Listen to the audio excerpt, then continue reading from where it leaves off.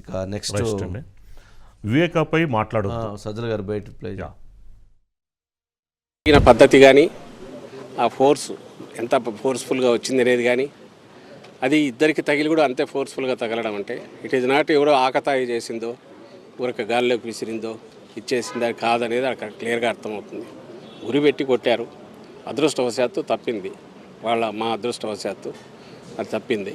మేము చెప్పగలిగింది ఆ incident pre planned premeditated attack అనడానికి కావాల్సిన ఆధారాలు ఉన్నాయి.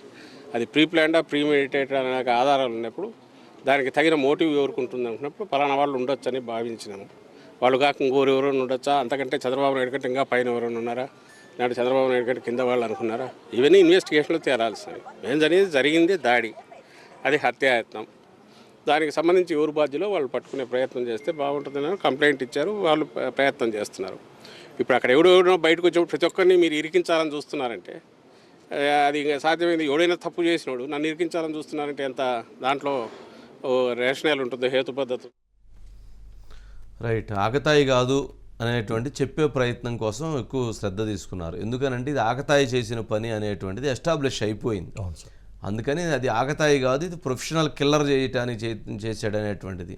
అతడు సినిమాలో మనం చెప్పినట్టుగా మహేష్ బాబు కాల్చడానికి బదులు సోను సూద్ కాల్చడానికి ప్రయత్నం చేసినట్టుగా ఇక్కడ అలాంటిది ఏమైనా జరిగిందా అనేటువంటిది ఒకసారి చూస్తే అర్థమైపోయింది. ఆ స్టోను అంత దూరం నుంచి ఇస్రాలి అంటే చిన్న స్టోన్ అయితే సాధ్యమైంది. అది అతను దీని వెనక పెద్ద కుట్ర చేయడానికి అతనేమి గతంలో ప్రొఫెషనల్ కిల్లర్ కాదు, ప్రొఫెషనల్ స్టోన్ ఫైటర్ కాదు, అంటే స్టోన్స్ వేసి కొట్టేటువంటి ఇది లేదు అతనికి. మరి అలాంటిది ఏమీ లేనప్పుడు అది ఎలా సాధ్యమైంది అన్నటువంటి ప్రశ్నలకు మాత్రం సమాధానాలు చెప్పాల్సినటువంటి బాధ్యత వారి మీదే ఉండిద్ది. ఇప్పుడు అన్నారు కదా చంద్రబాబు నాయుడు గారి కంటే పైన ఉన్నోళ్ళు ఎవరైనా చేశారు, చంద్రబాబు నాయుడు గారి కంటే పైన ఉన్నోళ్ళు ఎవరంటే ఎన్డీఏలో పైన మోడీ గారు చేయించారనే డౌట్ ఉందా, లేకపోతే ఇంకెవరైనా చేయించారనేటువంటి డౌట్ ఉందా అనేటువంటిది కూడా వాళ్ళు ఇంకొంచెం స్పష్టత ఇస్తే పోయింది. ఇప్పుడు వారి నోటి వెంటే చంద్రబాబు నాయుడు గారు అనేటువంటి పదం వాడారంటే సజ్జల గారు ఎంతసేపటికి ఆయన చుట్టూ ఈ కేసు తిప్పాలి అనేటువంటిది పరిస్థితి తప్పితే మరొకటి కాదనేటువంటిది అర్థమవుతుంది. Okay right. నెక్స్ట్